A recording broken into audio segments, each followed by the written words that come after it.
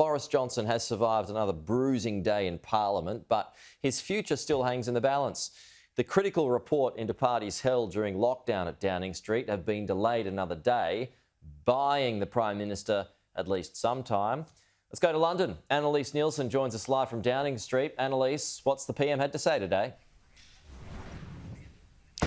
He's really remained defiant, especially in question time, despite the mounting pressure not only from Labor but from his own side. This report is going to be absolutely key to his political future. It's been called the Sue Gray report after the civil servant who's putting it together. It's been delayed slightly because of the legal implications of the Met Office now investigating what exactly happened here at Downing Street during this time of lockdown when these parties happened, including the Bring Your Own Booze party. So much of this has been pressure, though, among the general public in Britain, saying that they shouldn't have had the government doing one thing while enforcing another. Boris Johnson was asked about this in Parliament today, about whether he'd misled the Parliament and whether that should mean he resigns. The Ministerial Code says that ministers who knowingly mislead Parliament will be expected to offer their resignation. Does the Prime Minister believe that applies to him? Prime Minister.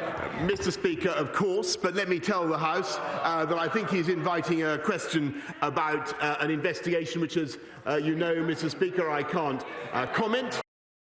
Annalise, the party scandals weren't the only issue the Prime Minister was facing as well today. He's also been accused of lying about evacuating pets from Afghanistan. Yeah, and look, this keeps going back to this idea that he says one thing, does another, and especially as he's had to correct the record now a few times with what's happened here at Downing Street during the lockdowns.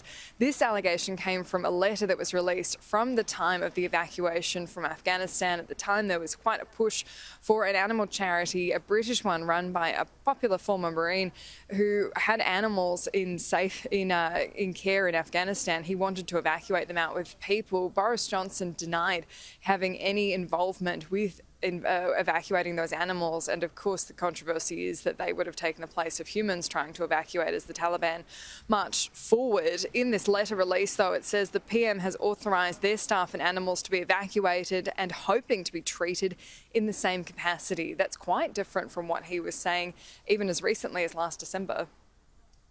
No, that's complete nonsense, but what I can tell you is that I think that the operation of pitting to airlift 15,000 people out of Kabul in the way that we did over the summer was one of the outstanding military achievements of the last 50 years or more.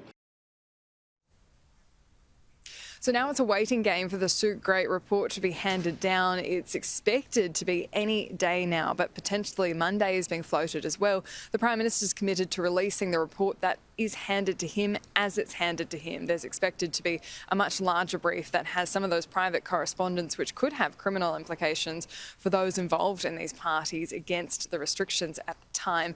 But there is also expected to be a statement in Parliament from Boris Johnson at the handing down of that report.